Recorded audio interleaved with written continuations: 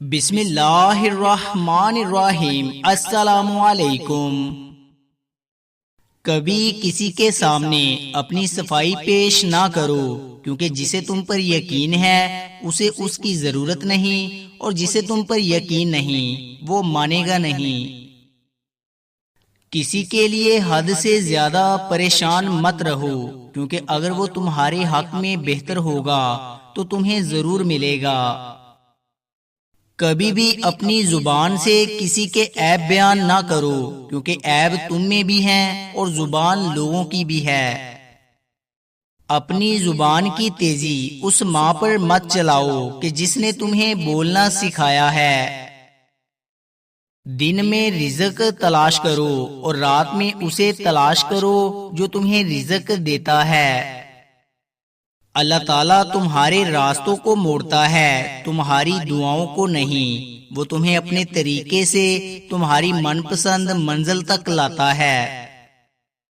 رزق کے پیچھے اپنا ایمان خراب مت کرو، کیونکہ رزق انسان کو ایسے تلاش کرتا ہے جیسے مرنے والے کو موت۔ نماز کی فکر اپنے اوپر فرض کر لو، خدا کی قسم دنیا کی فکر سے آزاد ہو جاؤ گے اور کامیابی تمہارے قدم چومے گی۔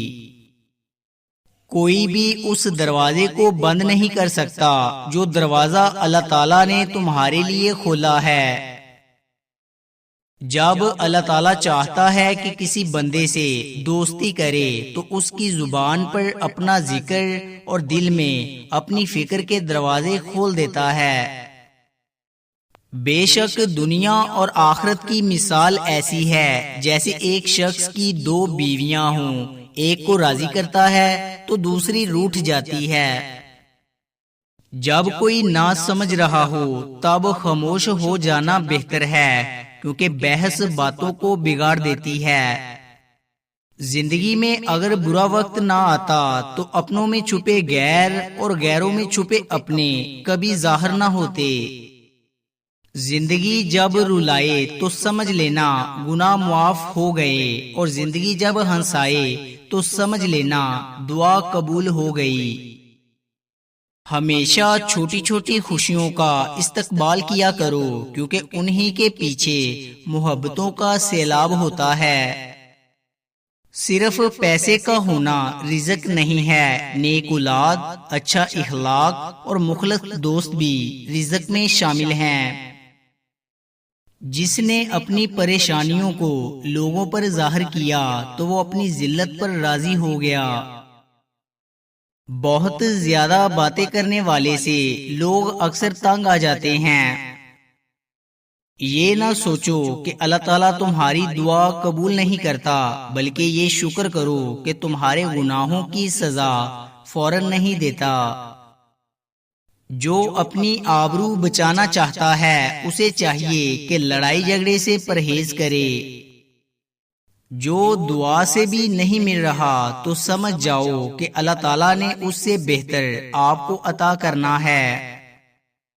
تجربہ انسان کو غلط فیصلے سے بچاتا ہے، مگر یہ تجربہ غلط فیصلے سے ہی حاصل ہوتا ہے۔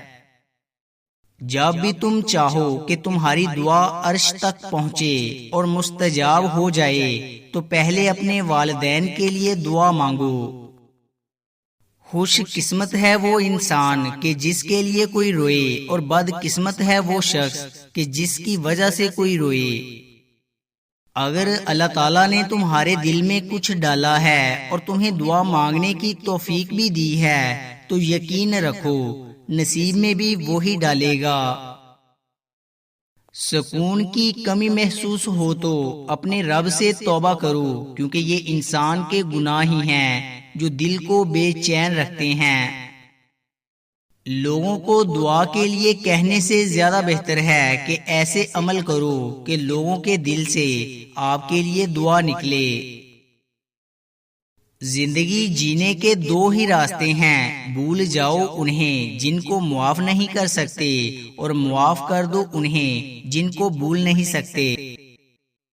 نیک لوگوں کے ساتھ بے ادبی سے پیش آنا بدبختی کی علامت ہے۔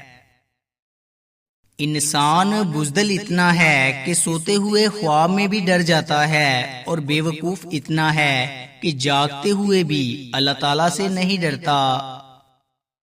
جب کسی کو کسی سے رشتہ ختم کرنا ہو تو سب سے پہلے وہ اپنی زبان کی مٹھاس کو ختم کرتا ہے۔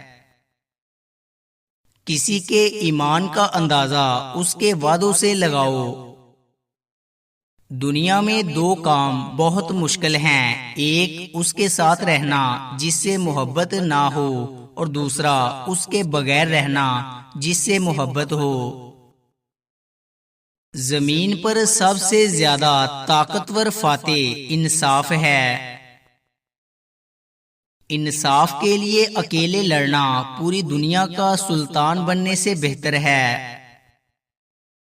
ریاست چاہے ساری زمین میں پھیل جائے، اگر اس میں انصاف نہ ہو تو یہ ریاست شعلوں میں جل جائے گی۔ جب اللہ تعالیٰ ایک قوم یا انسان کا انتخاب کرتا ہے تو وہ اسے بہت سے امتحانات سے طاقتور بناتا ہے۔ جس طرح مٹی کو برتن میں بدلنے والی آگ ہے، اسی طرح ناپختہ انسان کو کامل بنانے والا صبر ہے۔ پیدائشی طور پر انسان نہ تو فرشتہ ہے اور نہ ہی شیطان، لیکن اپنے اعمال کی بدولت فرشتے سے بہتر بھی ہو سکتا ہے اور شیطان سے بدتر بھی۔